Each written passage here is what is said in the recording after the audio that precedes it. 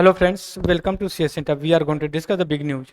आज हम यहाँ पे दो आर्टिकल्स जो इंडियन एक्सप्रेस में था, हम उसको मिला करके एक करके डिस्कस करें। दो टॉपिक है, दो डायरेक्शन के हैं और उनको एक जगह ला करके डिस्कस करने की कोशिश की गई है आर्टिकल में।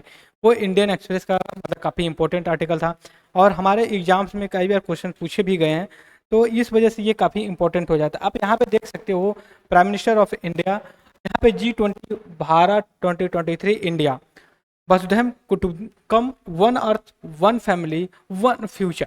ठीक है, इस नाम से या फिर इस मतलब कोड या फिर बोल सकते हो जो स्लोगन दिया गया है, ये G20 के जो मेंबरशिप इंडिया के पास है उसके हिसाब से जो है कि क्या मेंबरशिप, क्या 2023 का जो कि ये प्रेसिडेंटशिप जो है कि कर रहा है इंडिया।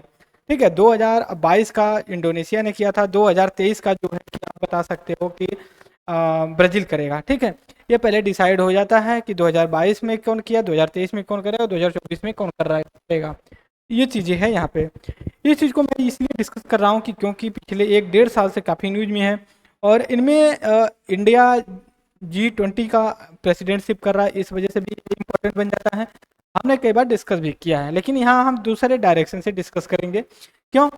क्योंकि एक और ऑर्गेनाइजेशन है जिसको हम बोलते हैं G7 ग्रुप ऑफ, या फिर जो G20 है इसको बोल सकते हैं ग्रुप ऑफ 20 कंट्री।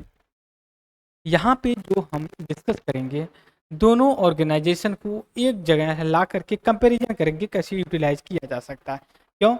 इंडिया और जापान, इंडिया G20 का प्रेसिडेंटशिप कर रहा है, जापान G7 का प्रेसिडेंटशिप कर रहा है और इंडिया और जापान के बीच में रिलेशन बहुत ही अच्छा है। म्यूचुअली, इकोनॉमिकली, पॉलिटिकली, कल्चरली भी काफ़ी क्लोज हैं हम लोगों। तो इस वजह से काफ़ी ये अच्छा टॉपिक बन जाता है हमें डिस्कस करने के लिए। हालांकि इंडिया G7 का मेंबर तो नहीं है, ठीक है, लेकिन जापान और इंडिया दोनों G20 का मेंबरशिप पाए हैं और दोनों जो कि G20 में शामिल होते हैं। और जापान वैसे भी बायलैटरल भी कई काम किया है साथ में, और स्पेशली मैं बात करूँ तो साइंस एंड टेक्नोलॉजी के सेक्टर में काफ़ी काम किया है। आप सुनते होंगे ट्रॉपिकल जो फिनोमिना होता है, अर्थक्वेक, तो सुनामी, जापान में हमेशा आता रहता है मिनटों सेकंडों घंटों पे, लेकिन जो वहाँ आता है अगर उतना अदर कंट्री में like India Japan, India Pakistan में आ जाए तो सारा डिजास्टर मच जाएगा। वहाँ पे जो जापानी लोग हैं टेक्नोलॉजी के सेक्टर में इतने मतलब एडवांस है कि आप उनकी बात ही नहीं कर सकते। इसके बाद जो हम यहाँ पे डिस्कस करेंगे G20 को लेकर के, इंडिया समझिए कि G20 का प्रेसिडेंटशिप लिया है और इससे जो कि इंडिया की जो छवि है, ठीक है, वर्ल्ड लेवल में एक अलग तरीके की बन करके उभरी है, जिससे आप कह सकते हैं आने वाले समय में इंडिया वर्ल्ड पावर या फिर वर्ल्ड लीडर के रूप में उभरेगा। और मेरा भी ये पर्सनल इंडिविजुअल मेरा पर्सनल जो है कि ओपिनियन है कि बन सकता है। बन सकता है, कैसे बन सकता है, मैं एग्जांपल बता रहा हूँ। इंडिया आज से नहीं, जब इंडिपेंडेंट हुआ तब से लेके आज तक अपनी पॉलिसी में इंडिपेंडेंट तरीके से काम किया है। अगर मैं लेटेस्ट अभी की बात करूं तो आप इजराइल पलस्तीन वेस्ट बैंक के इशू पे ले लीजिए। ठीक है, इंडिया एक न्यूट्रल और नेशन इंटरेस्ट के पॉइंट ऑफ व्यू से काम किया। फिर उसके बाद यूक्रेन और रसिया का जब कॉन्फ्लिक्ट छिड़ा तो उसमें भी इंडिया ने एक ऐसे मतलब रोल प्ले किया जिससे आप ये कह सकते हो कि एक वर्ल्ड लीडर या फिर इंडिपेंडेंट फॉरेन पॉलिसी को फॉलो किया।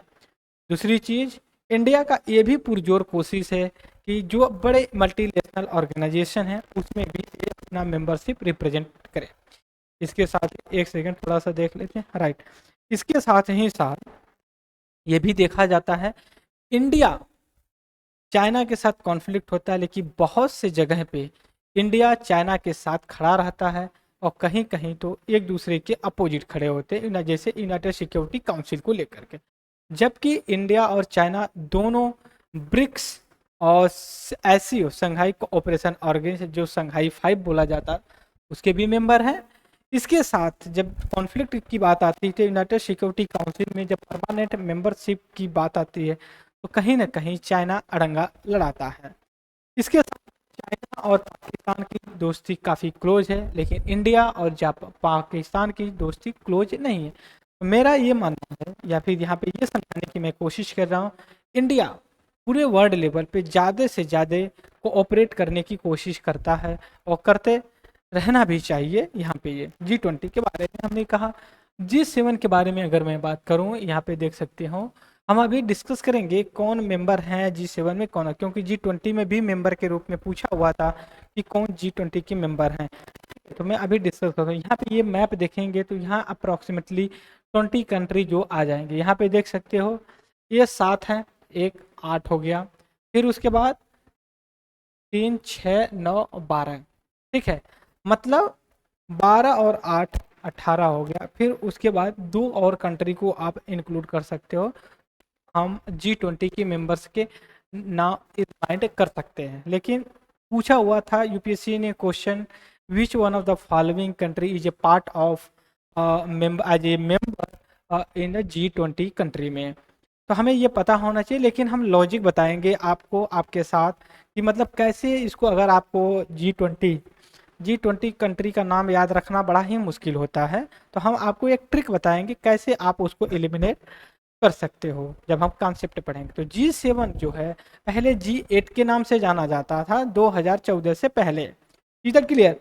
इसके बाद 2014 के बाद जब रसिया ने यूक्रेन का एक पार्ट अपने में एनेक्स कर लिया, तो बाकी जो G8 के कंट्री के थे, जो G7 मेंबर रसिया को छोड़ के, उन्होंने G8 से रसिया को निकाल दिया और G8 करके उभरा, राइट।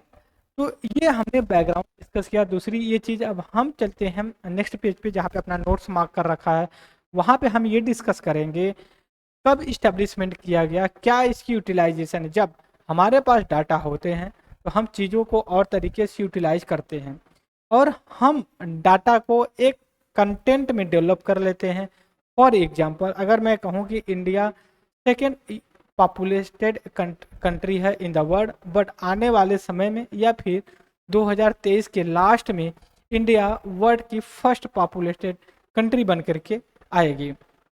आप इस पे आप अपना कमेंट दीजिए या फिर इसके पॉजिटिव और निगेटिव जो इसके हैं आप उसको जो है कि एक्सप्रेस करिए। तो आप कैसे उसको एक्सप्रेस करेंगे जब आपके पास डाटा है कि हाँ इतने कंट्री हैं, मतलब इतनी पॉपुलेशन है, 1.50 जो कि पॉपुलेशन है। इसके बाद जो है कि इतनी पॉपुलेशन मतलब 1.5 करोड़ की जो पॉपुलेशन है उसकी 65% यंग है। तो यंग में जो कि डेमोग्राफिक डिविडेंड या फिर वर्किंग पॉपुलेशन है 10% या 5% जो है कि डिपेंडेंट पॉपुलेशन है, जिसको गैरियाटिक के रूप में यूज किया जाता है। People are dependent on medical, मतलब जो 60 साल की जो रिटायरमेंट के बाद आते हैं उनको गैरियाटिक या मतलब जो मेडिकली डिपेंडेंट होते हैं, मेडिकल या फिर हेल्थ की प्रॉब्लम उनको होती है। तो यहाँ पे हम अपना जो कि चार्ट खोलेंगे जहाँ पे मैंने नोट्स बना रखा है। यहाँ पे मैंने नोट्स बनाया है और यहाँ पे मैं ये आपको बताऊंगा कि मतलब कौन से कंट्री है, कैसे काम करती है, कितने लोग हैं, इसके ऑब्जेक्टिव क्या रहे हैं। तो हमें आसानी हो जाएगी एग्जाम के पॉइंट ऑफ व्यू से। एग्जाम्स के जो क्वेश्चंस बनते हैं आपके साथ अभी डिस्कस कर देता हूँ। डिस्कस ये है कि इससे पूछ सकता है कि G20 G7 कब इस्टेब्लिशमेंट किया गया, पहली चीज़। दूसरी चीज़ ये होगी आपकी कि जब इस्टेब्लिशमेंट किया गया था तो उस समय का सिनेरियो वर्ल्ड में किस तरह का था। तीसरी चीज़ कि जो ये ऑर्गेनाइजेशन है इनका ऑब्जेक्टिव क्या रहा है और कैसे due course of the time समय के दौरान अपने आप को परिवर्तित की या चेंजेस किए। चौथी चीज़, ये किस तरह से वर्ल्ड में पीस या प्रॉस्पेरिटी जैसी चीज़ें ला सकते हैं और ये किस तरह से वर्ल्ड में क्लाइमेट चेंज जो हो रहा है उससे लड़ने में सहयोग कर सकते हैं। सबसे पहले हम आते हैं G20 के बारे में डिस्कस करेंगे, उसके बाद G7 या फिर G8 के बारे में डिस्कस करेंगे।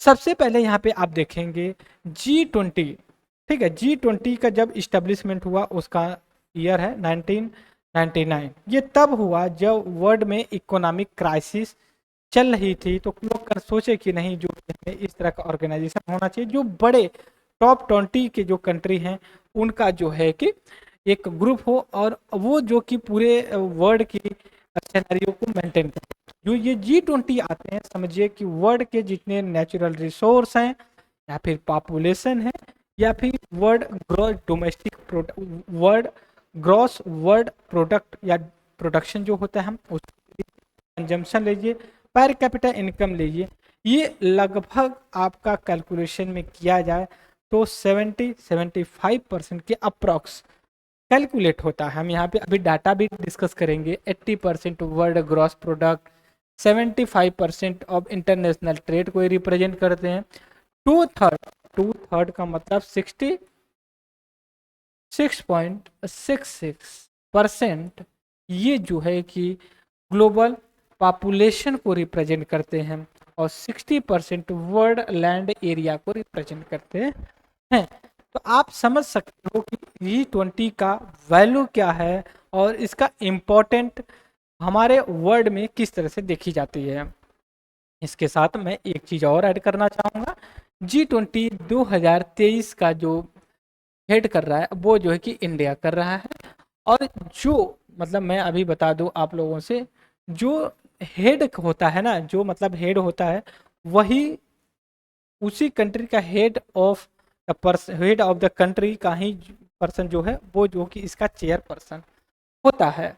इसके पास जो यहाँ पे हेड क्वार्टर इसका जो फिक्स नहीं है, चेयर जो कंट्री करती है वहीं पे इसका हेड क्वार्टर बन जाता है, और जो कंट्री हेड करती है उसी का जो हेड ऑफ स्टेट होता है या फिर बोल सकते हो जो हेड होता है वहीं के लोग चेयरमैन होते हैं। तो इस समय इसके चेयरमैन प्राइम मिनिस्टर मोदी हैं। इसके साथ मैं और बात करूँ तो इसकी जो ऑब्जेक्टिव है, मेजर ऑब्जेक्टिव ये क्या है कैसे है, इसका इस हिसाब से कैलकुलेशन किया जा सकता है कि जब हम एक सेकेंड जब हम इसका इस्टेब्लिशमेंट किए उसी समय से लेकर के उस समय का जो सिनारियो था और अब तक का, वो इकोनॉमिक पे फोकस करते थे। इकोनॉमिक या फाइनेंशियल स्टेबिलिटी के बारे में बात करते हैं। यहाँ पे देख सकते हो financial stability, climate change mitigation, sustainable development, मतलब ये due course of the time objective economics था, but due course of the time ये अपने आप को और इनहेंस किए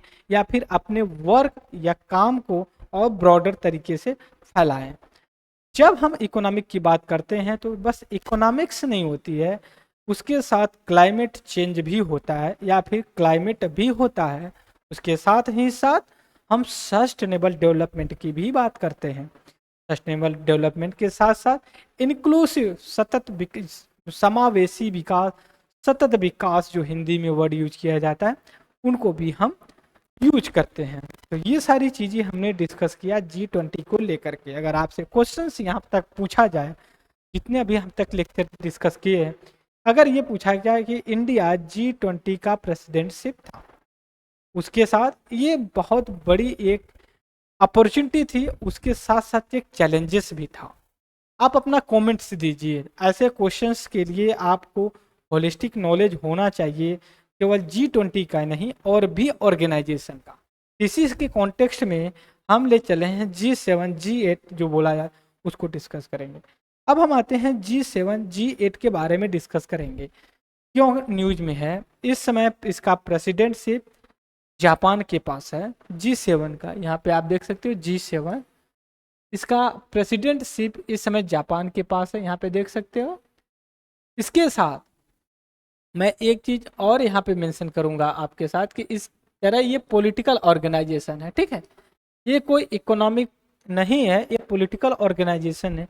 और इसके जो 7 मेंबर हैं मैं देख लेता हूँ, कनाडा है, फ्रांस है, जर्मनी है, इटली है, जापान है, यूरोपीय यूनियन है, United state of America. Number 1, number 2, number 3, number 4, number 5, number 6, number 7। अगर 2014 में रसिया को नहीं निकाला गया होता है यूक्रेन और क्रीमिया के इशू पे, तो ये G7 को आप G8 के नाम से जानते हैं। जब G8 की बात आए तो इसमें जो कि आप रसिया को इंक्लूड कर लीजिए, सारा मामला सुलझ जाएगा कि G8 G7 में क्या अंतर है। इसके साथ ये जो है G7, इसका जो इम्पोर्टेंस है, इसका जो ऑब्जेक्टिव है, मोस्टली सॉरी जो कि वॉइस में डिस्टर्बेंस हुआ होगा कुछ, वन का ऑब्जेक्टिव है, इसका देख ले, प्लुरलिज्म, इसके बाद लिबरल डेमोक्रेसी, रिप्रेजेंटेटिव गवर्नमेंट। मतलब ये है पॉलिटिकल ऑर्गेनाइजेशन है, अब पॉलिटिकल इथोज पे जो कि ये वर्क करता है, ठीक है, ये पॉलिटिकल इथोज पे वर्क करता है। और पॉलिटिकल स्टेबिलिटी किसी भी कंट्री में सबसे प्रायोरिटी में रखी जानी चाहिए, और ये होती भी है जो कंट्री आज डेवलप्ड हो गए हैं या फिर डेवलप कर रहे हैं। इंडिया की मैं बात करूं और यूएसए की बात कर लीजिए, अगर यूनाइटेड स्टेट ऑफ अमेरिका सबसे पावरफुल है तो उसमें वहाँ के जो सिटीजन्स हैं उनका सबसे बड़ा रोल रहा कि वो गवर्नमेंट में बिलीव किए, गवर्नमेंट की भी रिस्पॉन्सिबिलिटी थी कि उनको सारी चीज़ें अवेलेबल करवाना, और वो फुलफिल भी किए। अब दूसरी तरफ इंडिया में आज ये इंडिया के भी लोग काफ़ी मेच्योर हैं, वो लोग जो रिक्वायरमेंट थी उसको फुलफिल किए और गवर्नमेंट भी उनको रिटर्न में दिया। अनुमान इस हिसाब से लगा सकते हैं कि जब 1947 में इंडिया इंडिपेंडेंट हुआ, तब ब्रिटेन या फिर जो ब्रिटिश थे लोग इंडिया को लेकर के काफ़ी अपना मजाक बनाते थे। इसके कॉन्टेक्स्ट में जब 1952 में इलेक्शन पहला कंडक्ट किया गया तो लोग मतलब मजाक उड़ाने के लिए तैयार थे कि ये इतनी बड़ी या फिर इतनी कम लिटरेसी के लोग कैसे डेमोक्रेटिक प्रोसेस है जो कि गवर्नमेंट बना सकते हैं, लेकिन इंडिया ने दिखाया। और आज पूरे वर्ल्ड पे एक तरह की वाटरमार्क या फिर बोल सकते हो एक लीडर की तरह उभरा है कि किसी चीज़ से कैसे लड़ा जाए, उस चीज़ को उसने फुलफिल किया। Is that clear? तो ये G20 G7 का था कि किस तरह के, और G20 जो एक global wealth, global net wealth की भी बात करता है, और 10% जो कि पॉपुलेशन जो है कि ये होल्ड करता है वर्ल्ड का, राइट। इसके साथ मैं अब तो कुछ नहीं रखा गया है, और इसका जब इस्टेब्लिशमेंट किया गया हमने उसको भी डिस्कस कर लिया कि 1975-73 में किया गया। मैं रीजन बता दूं, उस समय वर्ल्ड में ऑयल क्राइसिस चल रही थी। ऑयल क्राइसिस एक पॉलिटिकल इशू की वजह से था, इसी के कॉन्टेक्स्ट में इसका डेवलपमेंट निकल करके आया और 1975 में इसको इस्टेब्लिश किया गया, राइट। तो ये दोनों ऑर्गेनाइजेशन के बारे में हमने डिस्कस किया। अगर आपकी कोई क्वेरी या इस तरह के डाउट्स होंगे तो कमेंट बॉक्स में ज़रूर डालिएगा कि क्या मैं और इसमें इम्प्रूव कर सकता हूँ और किस तरह से इसको और रिलेटिव बना सकता हूँ हमारे अपने एग्जाम्स के पॉइंट ऑफ व्यू से। Is that clear? तो आप इस वीडियो में इतना ही है, और thank you very much discussion friends.